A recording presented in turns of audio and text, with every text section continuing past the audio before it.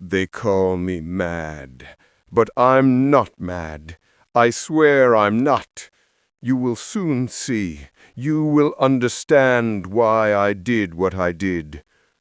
Since childhood, I was known for my tenderness of heart. I loved animals more than anything in this world. My wife felt the same.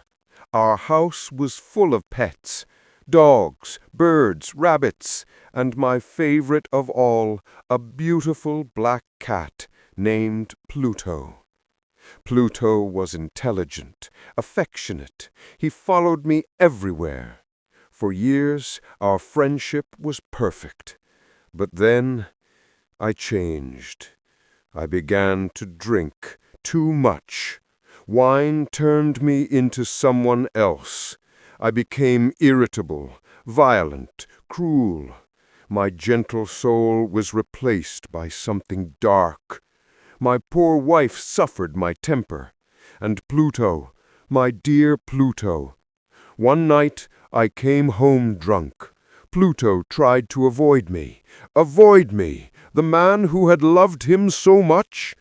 Something inside me snapped. I grabbed him. He bit my hand, and in blind rage, I took a knife, and I cut out one of his eyes.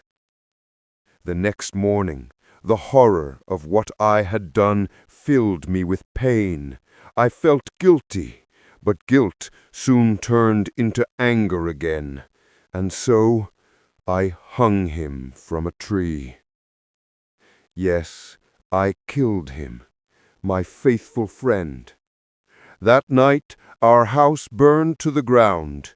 The only wall left standing showed a strange image, a cat with a rope around its neck. I shuddered.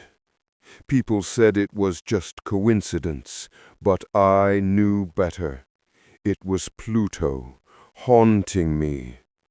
Weeks passed. One night I found another cat in a tavern, black like Pluto, but with a white mark on its chest. I brought it home. My wife was delighted. But soon that mark began to change until it looked like a gallows. Every day that cat followed me. It slept on my bed, sat on my shoulder, looked at me with those accusing eyes. I began to hate it, hate myself, hate everything. One day, as we went down to the cellar, I raised an axe to kill the creature. But my wife stopped me.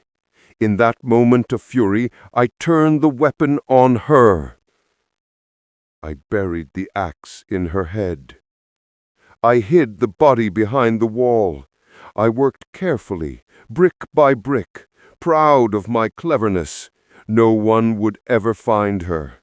The cat had vanished, and I could finally rest. Days later, the police came to inspect the house. I was calm, confident. I even led them to the cellar, the very place of the crime. I spoke freely, smiling, and to prove my innocence, I struck the wall with my cane. Then a cry, a long, loud, terrible cry like that of a child, mixed with a scream from hell. The officers broke down the wall, and there was the corpse of my wife, and on her head sat the black cat, its red mouth open, its one eye blazing with triumph. That creature, it betrayed me. It was me who built it into the tomb. Now I sit here waiting for my punishment.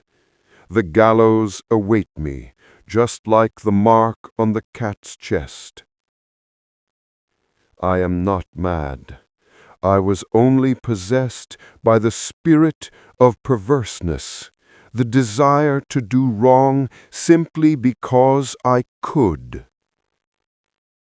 But perhaps that is madness, after all.